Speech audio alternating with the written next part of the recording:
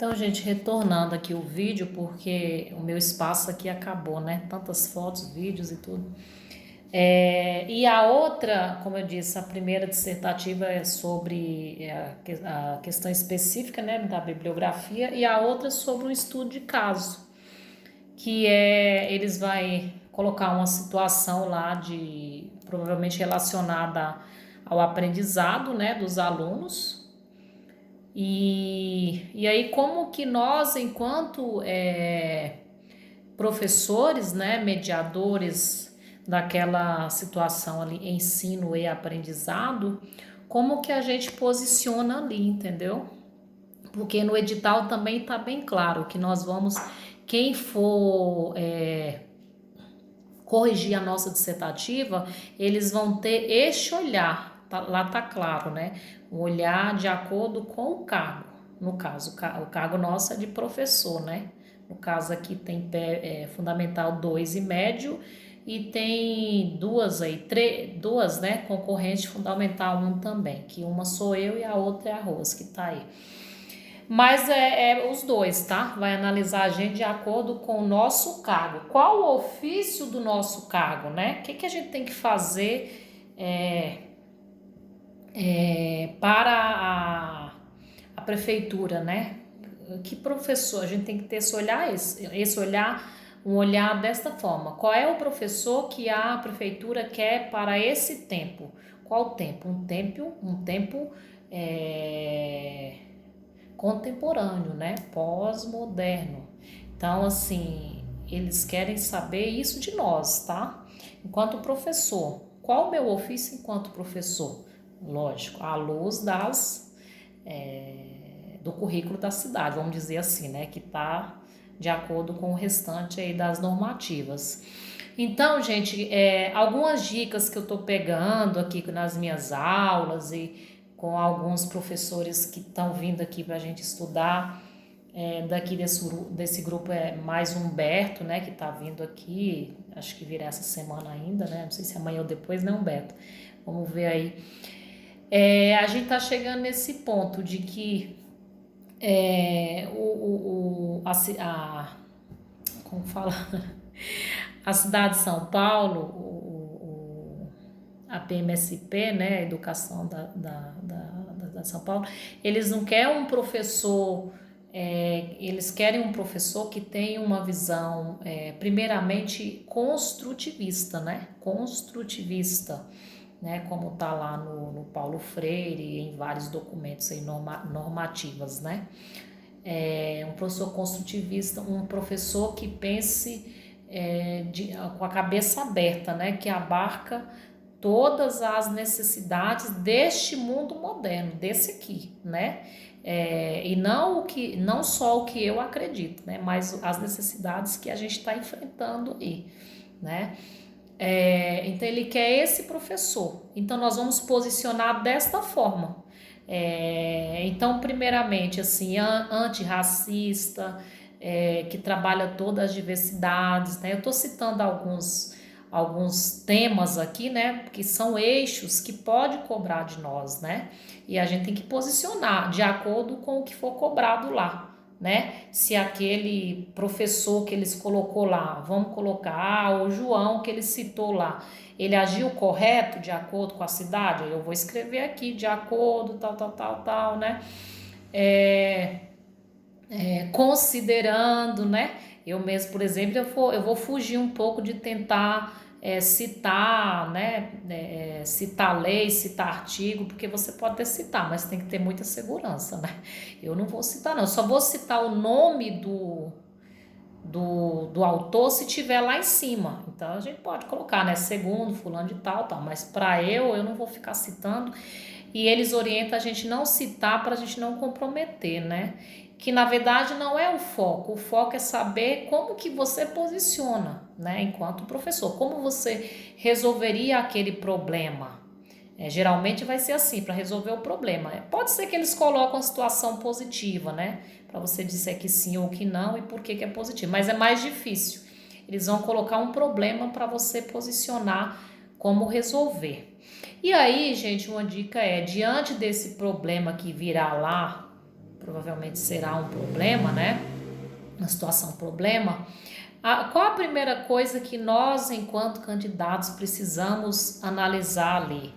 A primeira questão é analisar qual o tema que está sendo cobrado ali. A gente não fala, o currículo não fala os eixos temáticos, né? Então, qual que é o tema que ele tá me cobrando ali para eu dissertar aqui? Primeira coisa é isso. Qual o tema? Aí você escreve lá no seu rascunho. Tema, por exemplo, é uma questão étnico-racial, que está bem, pode ser que seja, né, porque está bem em discussão, étnico-racial, é uma questão de gênero, é uma questão... Aí você vai escrever o tema. Qual é o tema? A primeira coisa é isso. Segundo, você vai colocando algumas palavras que você aprendeu que não pode faltar naquela sua dissertativa. Por exemplo, se é étnico-racial, você não pode deixar de escrever a palavra, multiculturalismo. Um exemplo, tá? Multiculturalismo, respeito à diversidade, sociocultural, né? Um exemplo que eu estou colocando, mas você vai escrevendo ali as palavras que você não pode deixar de colocar na sua dissertativa, né? Então, assim, são lembretes que parecem bobos, mas não é, né? Que a gente vai precisar. Sobre emigrantes ou mesmo migrante, né? Já caiu uma redação assim, que os pais veio da Bahia, né? E não trouxe nenhuma documentação. No caso é sobre migração, né? No caso, dentro do país, migração. E a escola negou, né? Assim, aí você vai posicionar, né? De acordo com os documentos, a escola agiu errado, né? E vai posicionar. Então, assim, aí você vai ter que colocar a questão dos direitos, né? Não só da Constituição, mas também universal, mas também você vai citar o ECA e assim vai, né? Então, eu tô dando algumas dicas que você tem que colocar ali. Isso tudo você vai colocar ali no seu rascunho, no seu rascunho. O que tem que estar na sua dissertativa? Essa palavra, essa palavra, essa palavra, o assunto tal, o tema é esse, o tema, principal tema, tem que falar sobre isso. Não posso fugir disso, né? Eu tenho que discorrer sobre esse tema positivamente ou negativamente, de acordo com o que foi lá me dado, né? O que eles mandaram lá. Então você tem que ter isso para você não fugir, porque quem vai corrigir a nossa dissertativa, ele tá com a lista lá na mão e ele vai seguir aquilo ali, entendeu? Primeiro, qual o tema? O concurseiro acertou o tema? Ok. Ele defendeu? E outra coisa, o formato da dissertativa, é lógico que você pode fazer em 2 parágrafos, mas a maioria dos orientadores meus aí diz pra gente fazer em 3, tá? Eu vou fazer em 3. 3, tô falando de mim, vou fazer em 3. Primeiro, uma tese, né? O que é a tese? É uma introdução. Introdução é você dizer se você posiciona a favor ou contra do que está lá em cima, né? Tem gente que tirou a nota máxima que eles mostraram pra gente e começou a redação com não, né? Perguntou lá, o professor posicionou correto? A pessoa colocou não, vírgula, escreveu. Tirou, valia 30, ela tirou 30. Então, assim, a tese você vai só dizer se lá em cima tá correto ou não, entendeu? Aí você vai dizer, por exemplo, que colocou não, vírgula, por isso, por aquilo outro. É lógico que eu não vou começar assim não, tá? Eu acho que fica fraco, né? Não sei, na minha opinião. Eu vou começar assim, considerando, tal, né? Aí vai. Considerando as normativas vigentes, né? Essas coisas assim que na minha cabeça fica um pouco mais, assim, como que fala?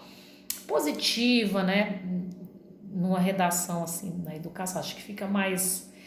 não fica tão pobre, né? Assim, tô pensando nesse sentido. Mas na estrutura, você vai fazer essa tese, que vai ter ali de 2 a 3 linhas, né? Que é só o início. Aí você vai fazer o corpo. Esse corpo é aonde você vai defender a sua tese. Então, esse seu corpo ali, por exemplo, como a gente tem 20 linhas, você pode usar 10 linhas nele, por exemplo. Estou falando como eu vou fazer, tá, gente? De acordo com o que me orientaram, o que eu estou aprendendo. Você pode usar nele 10 linhas, ou até menos, 8, não sei, né? Quanto você quiser.